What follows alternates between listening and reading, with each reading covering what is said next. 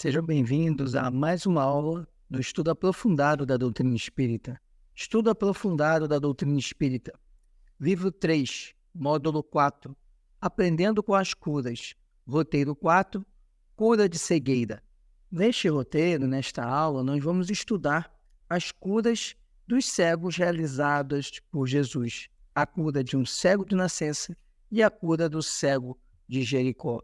E entender os ensinamentos de Jesus e o fenômeno à luz da doutrina espírita. Tópico 1, texto evangélico. E passando Jesus, viu um homem cego de nascença, e os seus discípulos lhe perguntaram, dizendo: Rabi, quem pecou, este ou seus pais, para que nascesse cego? Jesus respondeu: nem ele pecou, nem seus pais, mas foi assim, para que se manifestem nele as obras de Deus. Convém que eu faça as obras daquele que me enviou, enquanto é dia. A noite vem, quando ninguém pode trabalhar. Enquanto estou no mundo, sou a luz do mundo. Tendo dito isso, cuspiu na terra, e com a saliva fez lodo, e untou com o lodo os olhos do cego. E disse-lhe: vai, lava-te no tanque de Siloé, que significa o enviado. Foi, pois, e lavou-se. E voltou vendo. Levaram, pois, aos fariseus o que dantes era cego. E era sábado quando Jesus fez o lodo e lhe abriu os olhos. Tornaram, pois, também os fariseus a perguntar-lhe como vira. E ele lhes disse: pôs-me lodo sobre os olhos, lavei-me e vejo.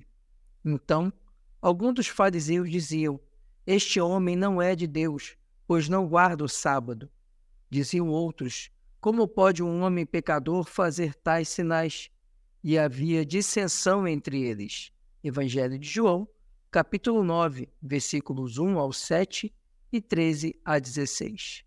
E aconteceu que, chegando ele perto de Jericó, estava um cego assentado junto do caminho, mendigando. E ouvindo passar a multidão, perguntou o que era aquilo. E disseram-lhe que Jesus, o Nazareno, passava. Então clamou, dizendo: Jesus, filho de Davi, tem misericórdia de mim. E os que iam passando repreendiam-no, para que se calasse. Mas ele clamava ainda mais: Filho de Davi, tem misericórdia de mim. Então Jesus, parando, mandou que lhe o trouxessem. E chegando ele, perguntou-lhe, dizendo: que queres que te faça? E ele disse: Senhor, que eu veja. E Jesus lhe disse: vê, a tua fé te salvou. Evangelho de Lucas, capítulo 18, versículos 35 a 42. As curas realizadas por Jesus indicam o extraordinário poder terapêutico do Mestre. Afirmou, porém, que tempo viria em que os seus discípulos, do passado e do presente, poderiam realizar as mesmas coisas. O Mestre movimentava expressivos elementos de ordem espiritual nas curas, claramente explicadas pelo Espiritismo, que as despojam do caráter místico ou miraculoso. Com Jesus, as curas apresentam finalidades de ordem superior, curar não apenas o corpo, mas também o espírito. Pelos trechos do Evangelho selecionados para esse roteiro, nós percebemos o grande poder de cura do Mestre Jesus. Mas precisamos também compreender que esses fenômenos estão relacionados, primeiro, à qualidade de espírito puro de Jesus, e segundo, à questão dos fluidos, a questão do magnetismo, que estão relacionados e são estudados dentro da doutrina espírita. Obviamente que a grande elevação moral do Cristo tinha esse condão de regenerar, de curar, porque ele não realizava a cura apenas no aspecto físico. Na verdade, a cura era muito mais profunda, porque ela alcançava o espírito. E aí, a transformação vinha do espírito para a matéria. Jesus, portanto, ele realizava esses fenômenos de cura, chamados de milagres, mas que entendemos que não são propriamente milagres, apenas são fenômenos oriundos dessa elevação espiritual de Jesus. Tanto que Jesus dizia que os seus discípulos poderiam fazer a mesma coisa que ele, bastava apenas que tivessem fé. E significando que o que era extraordinário estava muito mais relacionado a essa elevação espiritual de Jesus, essa pureza espiritual de Jesus. Outro ponto também que a gente precisa observar é que Jesus ele nunca deixava de prestar o auxílio a quem precisasse, mas ele primeiro aguardava a manifestação, o pedido, para que aí então houvesse o atendimento, respeitando sempre o livre-arbítrio, a escolha voluntária de cada um. As enfermidades originam-se de diferentes causas: ações cometidas pelo doente em existências anteriores, relação com processos obsessivos e, igualmente, testemunhos que fazem parte das provações previstas no planejamento reencarnatório do espírito. O caso do cego de nascença está inserido nesta última possibilidade.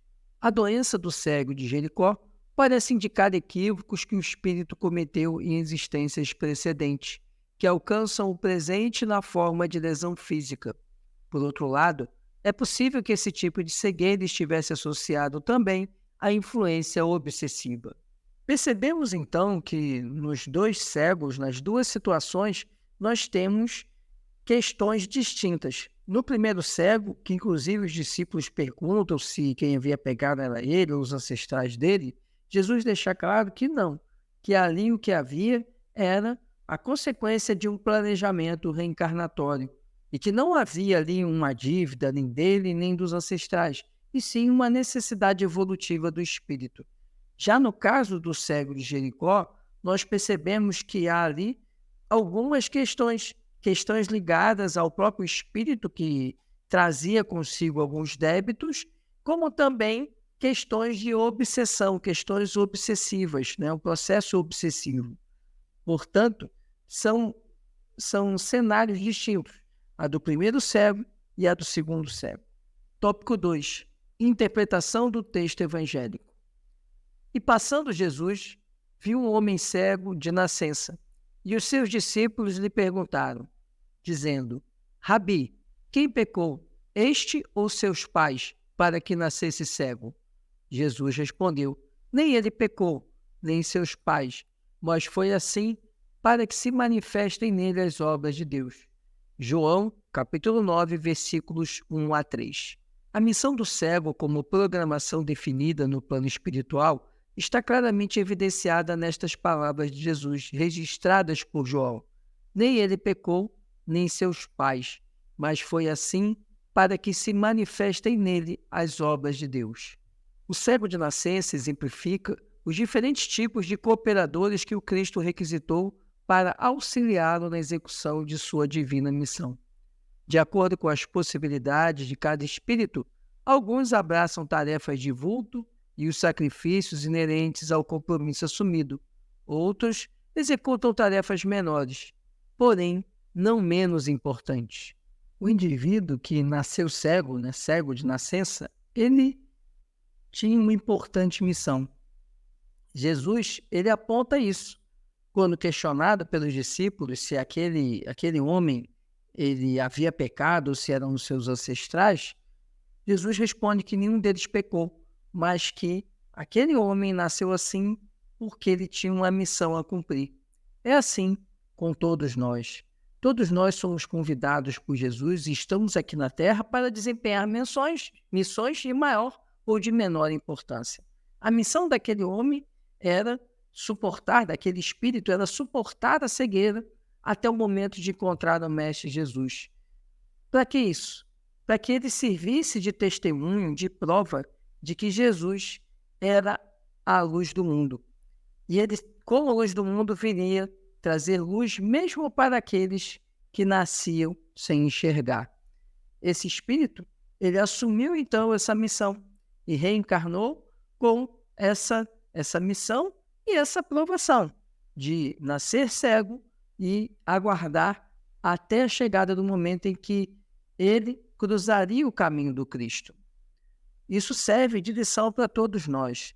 Todos nós temos alguma função perante a obra divina.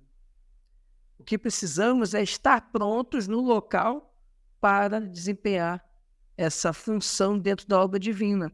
É não fugir daquilo que nos foi confiado lá no plano espiritual. E isso aconteceu nesse caso do cego que se deparou com Jesus e Jesus tornou ele a enxergar. Convém que eu faça as obras daquele que me enviou enquanto é dia. A noite vem, quando ninguém pode trabalhar. Enquanto estou no mundo, sou a luz do mundo. Tendo dito isso, cuspiu na terra e com a saliva fez lodo e untou com o lodo os olhos do cego. E disse-lhe: vai, lava-te no tanque de Siloé, que significa o enviado. Foi, pois, e lavou-se, e voltou vendo. Levaram, pois, aos fariseus o que dantes era cego. E era sábado, quando Jesus fez o lodo e lhe abriu os olhos. Tornaram, pois, também os fariseus a perguntar-lhe como viram. E ele lhes disse: pôs-me lodo sobre os olhos, lavei-me e vejo. Então, alguns dos fariseus diziam: este homem não é de Deus, pois não guarda o sábado.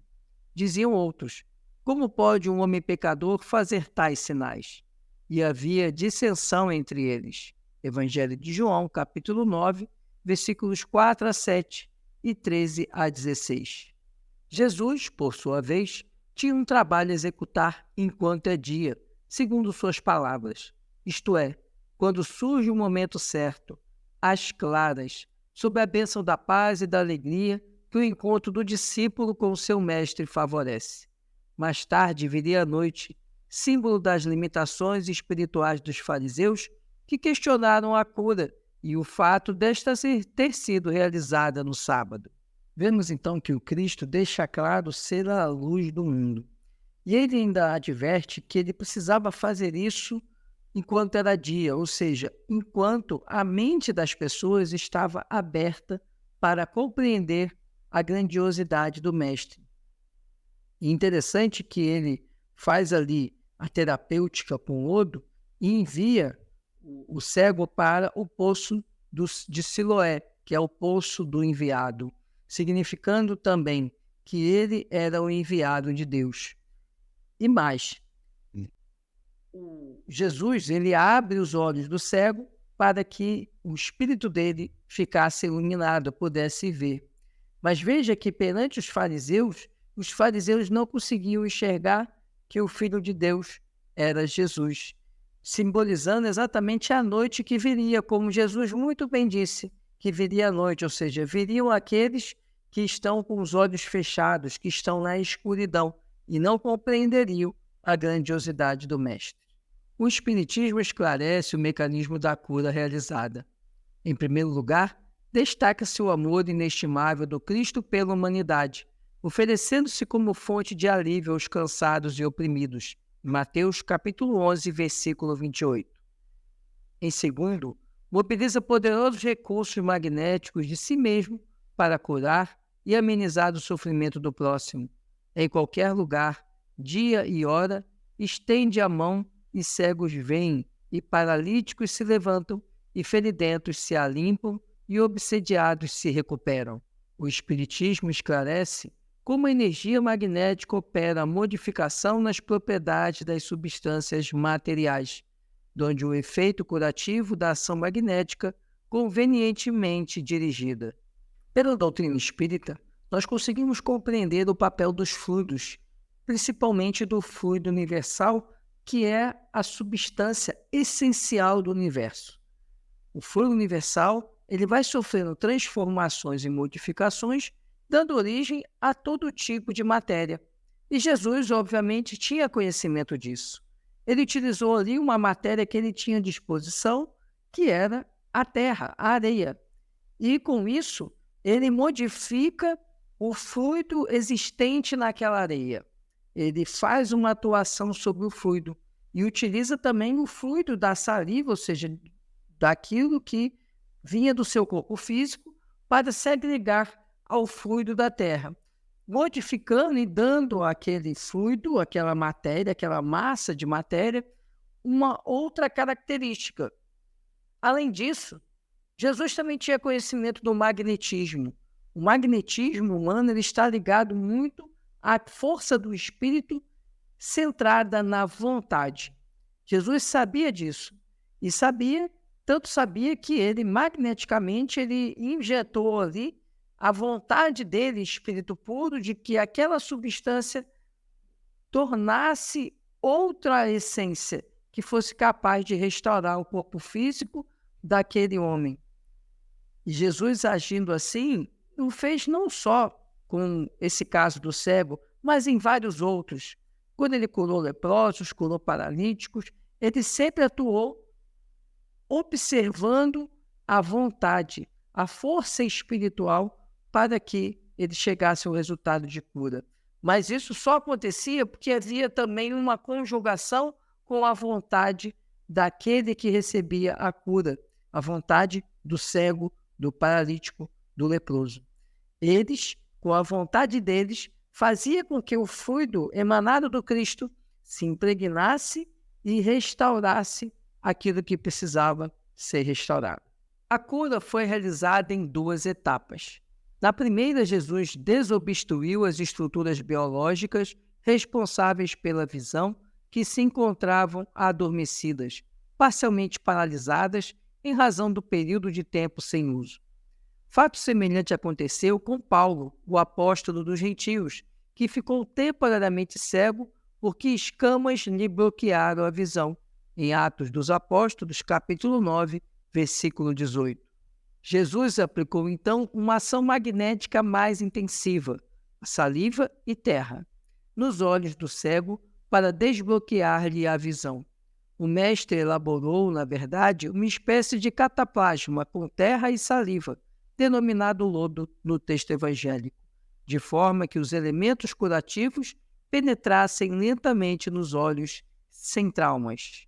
A etapa seguinte foi retirar o tampão ocular nas águas límpidas do poço de Siloé, uma das principais fontes de suprimento líquido de Jerusalém. O poço estava situado na direção leste-sudeste da cidade e era alimentado por um canal chamado Enviado ou Enviador, de águas subterrâneas vindas do lençol freático.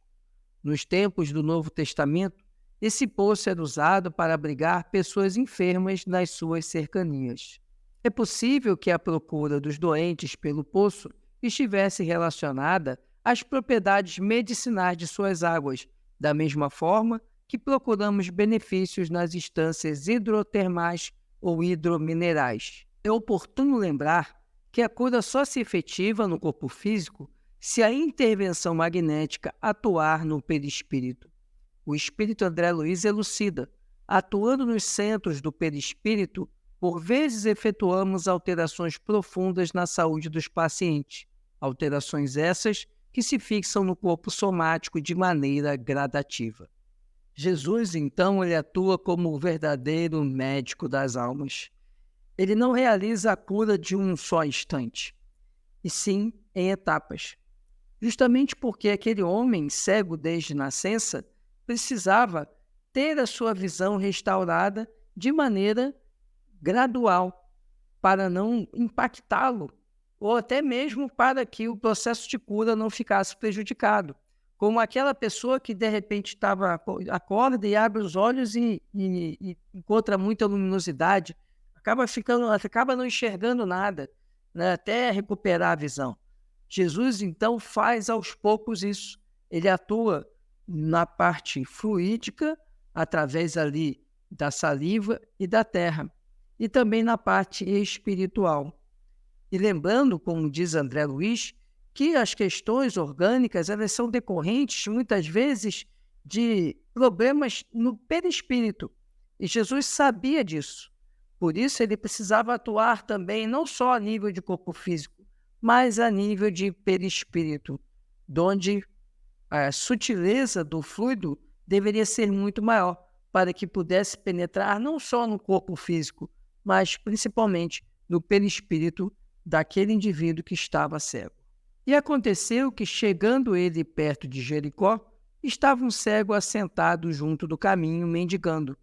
E, ouvindo passar a multidão, perguntou o que era aquilo, e disseram-lhe que Jesus, o Nazareno, passava.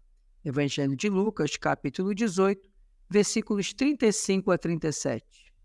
Quem segue a cartilha dos valores espirituais sabe que a vida é, acima de tudo, um movimento incessante, onde Jesus, na categoria de guia e modelo da humanidade, desempenha ação ininterrupta. Assim, o cego assentado junto ao caminho simboliza os indivíduos que observam o desenrolar dos acontecimentos da vida, mas de forma passiva, sem delas participarem efetivamente. Encontram-se à margem. Na verdade, são criaturas estacionárias em termos de progresso espiritual, cuja cegueira as mantém à distância do processo evolutivo por preguiça, medo ou indiferença. Entretanto, ainda que mergulhado no estado de inércia em que se encontrava, o enfermo foi despertado pelo ruído da multidão, indagando que era aquilo. Ouviu então a resposta de que Jesus, o Nazareno, passava. Este foi o momento decisivo para aquele enfermo, em que ele despertou para a realidade pujante da vida, deixando para trás a sua desinteressante existência. Retiramos também desse episódio convicta constatação. O Cristo não passa por acaso em nossa vida e, quando passa, deixa sua marca de amor e compaixão, nos estimulando a renovação espiritual. Sendo assim, rendamos graças. Nessa passagem do Evangelho de Lucas, o cego estava na estrada mendigando. Estava ali parado, imobilizado, descrente de tudo. Até que, de repente, ele escuta a multidão. E perguntando o que era aquele alvoroço, o que era aquela gente sendo conduzida, sendo motivada pela presença do Messias, recebe a resposta que se tratava de Jesus, o Nazareno. Isso mostra que Jesus passa na vida de todos. Jesus está sempre em movimento. Jesus é dinamismo, é ação. Muitos, porém, se não a maioria de nós, somos letárgicos, paralisados, quase imóveis, ou nos movendo lentamente na nossa jornada espiritual. Mas quando Jesus passa pelo nosso caminho, ele nos convida a segui-lo, a agir, a entrar também em ação. E é essa reflexão que essa passagem do Evangelho nos traz, de nós percebermos a passagem de Jesus e despertarmos, entrarmos em ação, sairmos de nossa paralisia e de nossa cegueira espiritual. Então clamou dizendo: Jesus, filho de Davi, tem misericórdia de mim. E os que iam passando repreendiam-no para que se calasse. Mas ele clamava ainda mais: Filho de Davi, tem misericórdia de mim. Então, Jesus, parando, mandou que lhe o trouxessem. E chegando ele, perguntou-lhe, dizendo: Que queres que te faça? E ele disse: Senhor, que eu veja. E Jesus lhe disse: Vê, a tua fé te salvou. Evangelho de Lucas, capítulo 18, versículos 38 a 42. Ao reconhecer Jesus como a fonte de todo o bem, a luz do mundo, o cego fez o que qualquer um faria, suplicou por misericórdia. E ainda que lhe pedissem para silenciar, continuou clamando por misericórdia, pedindo ao Senhor que o libertasse da cegueira e que se encontrava prisioneiro. O enfermo só começa efetivamente o processo de cura quando admite a própria doença e identifica as causas geradoras. Nesta situação, a criatura aprende a andar sobre os próprios passos e, humilde, rever as ações cometidas, reconhecendo que nelas se encontram as raízes de sua doença. Daí o pedido do cego por misericórdia, que implicava piedade, compaixão e solidariedade por parte de Jesus, a fim de que ele pudesse exorcizar os próprios demônios e não fizesse a sós a árdua caminhada de reconhecimento de faltas. O clamor emitido traduz-se como um grito que partiu do íntimo do ser, saturado de profundo sentimento. Mas o cego não ficou apenas na manifestação desse sentimento, modificado pela presença do Mestre.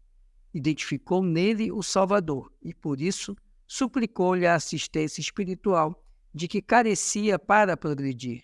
Por outro lado, a multidão que seguia Jesus não se apercebia da transformação e das necessidades operadas no cego. Por isso, os que iam passando repreendiam-no para que se calasse. Quão desavisada é às vezes a criatura ao interpor obstáculos nos processos de auxílio, dificultando ou criando empecilhos à melhoria de alguém necessitado. Jesus, porém, por conhecer as imperfeições de todos nós, ignora as dificuldades impostas e volta-se para o enfermo dizendo: "Que queres que te faça?" O cego, por sua vez, consciente do mal que o afligia, responde-lhe: "Senhor, que eu veja." Este pedido pode, evidentemente, ser interpretado de forma literal, como alguém que, sendo cego do ponto de vista físico, deseja enxergar. Todavia, não podemos esquecer que os ensinamentos do Evangelho destinam-se eminentemente à melhoria do espírito. Assim, o pedido expresso "Senhor, que eu veja" pode significar auxílio para dilatar a visão espiritual, adquirindo a capacidade de ter olhos para ver. E Jesus lhe disse: "Vê, a tua fé te salvou." São palavras que confirmam a cura realizada e que transmitem valiosa lição. A partir daquele ponto, o espírito teria condições para discernir, enxergando com mais lucidez e, consequentemente, fazer escolhas mais acertadas. Percebemos que o início do processo de cura, ele começa pelo próprio cego, quando ele tem consciência de suas imperfeições e clama, chama por Jesus. Mas ele chama pedindo misericórdia. A primeira coisa que ele pede a Jesus não é a cura. Ele clama ao filho de Davi, ao Jesus de Nazaré, misericórdia, demonstrando que ele estava consciente de que suas imperfeições o levaram até ali, aquela situação que ele se encontrava, mas que com a piedade, com a misericórdia do Cristo, ele conseguiria superar aquela cegueira que não se limitava à cegueira do corpo físico, mas também estava relacionada a uma cegueira no campo espiritual. Por outro lado, muitos que passavam por ali acompanhando Jesus diziam para o cego se calar, para o cego parar de perturbar. Isso mostra o quanto que nossa imperfeição muitas vezes também atrapalha o avanço espiritual daqueles que nos cercam. Porque aqueles que estavam ali, preocupados com a perturbação gerada pelo cego, estavam também procurando o mestre. Só que agiam de maneira egoística, porque eles não queriam que aquele homem que clamava por misericórdia atrapalhasse a ação do mestre, representando nossas imperfeições que nós compartilhamos na vida em sociedade e que muitas vezes nossas imperfeições acabam atrapalhando também a evolução espiritual daqueles que nos cercam. Apesar disso, Jesus, ele consegue colocar de lado todas as imperfeições, todas as nossas imperfeições e também a daqueles que estavam ali atrapalhando, ou querendo que o cego parasse de atrapalhar, melhor dizendo. E aí o que Jesus faz? Ele pede que tragam o cego até ele, mostrando mais uma vez o papel dos intercessores, daqueles que agem em nome do Mestre.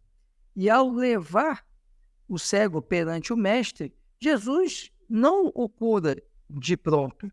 Jesus pergunta a ele o que ele quer, mais uma vez demonstrando como a espiritualidade superior, como Deus, como Jesus, respeitam o nosso livre-arbítrio, o nosso poder de escolha, mas não nos isentam das consequências dessas escolhas. E ao ouvir do cego o pedido para que ele visse, ou seja, para que ele enxergasse, Jesus então diz: "Então veja, e a tua fé te curou", significando que foi o mecanismo inicial do cego de reconhecer suas imperfeições, de buscar o Mestre Jesus, é que foi o deflagrador de todo o processo de cura. Se o cego continuasse lá, inerte, parado à beira do caminho, nada mudaria em sua vida. Foi sua ação de buscar Jesus, de clamar por Jesus, é que gerou essa modificação. Por isso que para todos nós deve ficar essa lição.